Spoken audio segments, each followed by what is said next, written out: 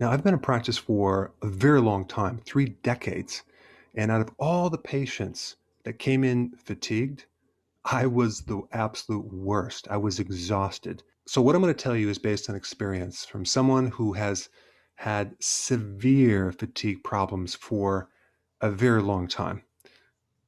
It wasn't until I started going into my 30s that I started getting my energy back. So, what I want to do is I want to focus on the foods. So, you may be tired because you're not sleeping. If you're not sleeping, I put a video down below for that information. Or if you're excessively stressed, check that out. But what I want to talk about is the diet. Now, if we take a look at foods to avoid to get energy versus foods to eat to get energy, you're going to be 1,000 times more successful if you avoid certain things than just by eating certain things. So, for example, if you're eating foods that are supposed to boost your energy, yet at the same time you're eating foods that you should be avoiding, you're not going to get your energy back. So, the most important thing is to avoid number one, sugar, all sugars, brown sugar, all sugars, and carbs, grains, fruit. That includes bread, pasta, cereal, crackers, potato, juice. You must get your carbs down to below 30 grams if you're going to have any energy at all. Also, what kills energy is the frequent eating because you're constantly dependent on the next meal.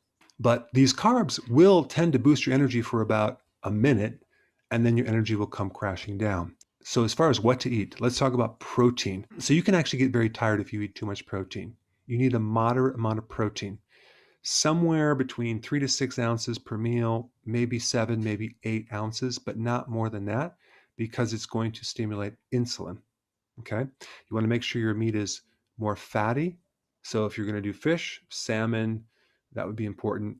If you're going to do beef, make sure it's more of a fattier beef because if you do lean protein, that tends to spike insulin a little bit more. The other two minerals that are key to get your energy back is number one, potassium, because potassium is involved in something called the sodium potassium pump. And you have billions of these pumps in all the cells, and they generate the electrical battery for all the cells. They help your nerves to function, your muscles to function.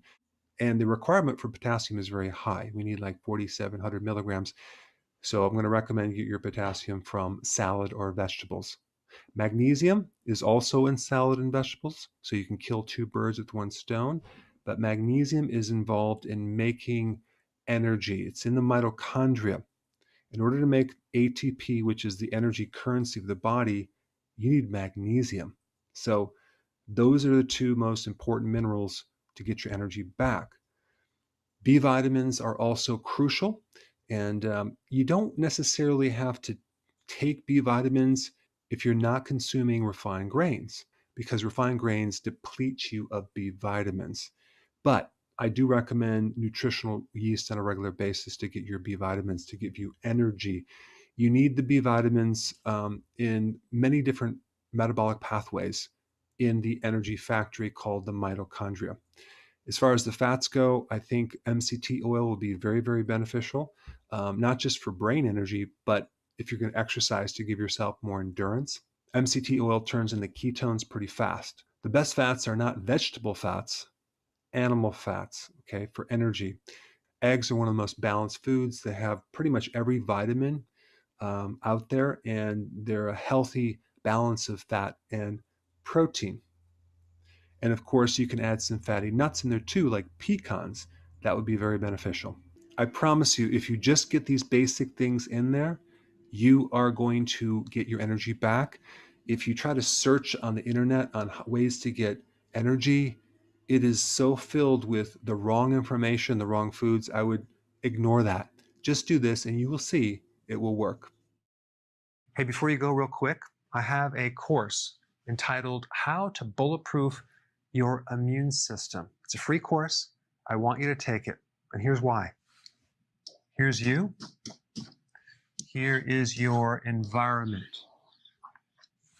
Everyone is focused on this over here, avoiding your environment. But what about here? What about strengthening your immune system? That's what's missing. This course will show you how to bulletproof yourself, and so you can tolerate and resist your environment much better by strengthening your own immune system. I put a link down in the description right down below. Check it out and get signed up today.